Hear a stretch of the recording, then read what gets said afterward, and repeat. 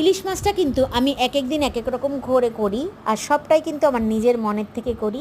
চলো তাদেরই মধ্যে এক রকমের তোমাদের সাথে শেয়ার করছি। কাঁকরোল আলু লম্বা লম্বা করে কেটে নিয়েছি, কাঁচা লঙ্কা কিছু চিড়ে নিয়েছি, আর ওদিকে শিলপাটাতে সাদা সর্ষে, কালো সর্ষে, একটু নুন আর পরিমাণ মতন কাঁচা লঙ্কাকে আমি বেটে নিয়েছি। কাঁচা লঙ্কাটা কিন্তু পরিমাণ মতন তোমরা বেটে নেবে, আর ওদিকে চেরা কাঁচা লঙ্কাও দিতে হবে, ব্যালেন্সিংটা নিজেরা করে নিও।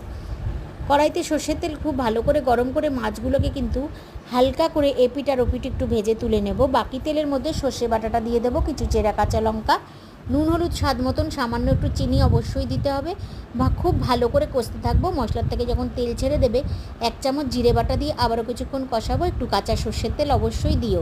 তারপর আলু আর কাঁকরোলটাকে দিয়ে আবারও কিছুক্ষণ কষিয়ে পরিমাণ মতন জল দিয়ে ফুটতে দেবো। যখন সমস্ত সবজি সেদ্ধ হয়ে যাবে মাছগুলোকে দিয়ে দেবো, সঙ্গে দিয়ে দেবো 1 চামচ কাঁচা জিরে বাটা, দিয়ে কিছুক্ষণ ফুটিয়ে নামিয়ে নেব। পাতলা করে আলু আর কাঁকরোল দিয়ে ইলিশের ঝোল, দারুণ লাগছিল।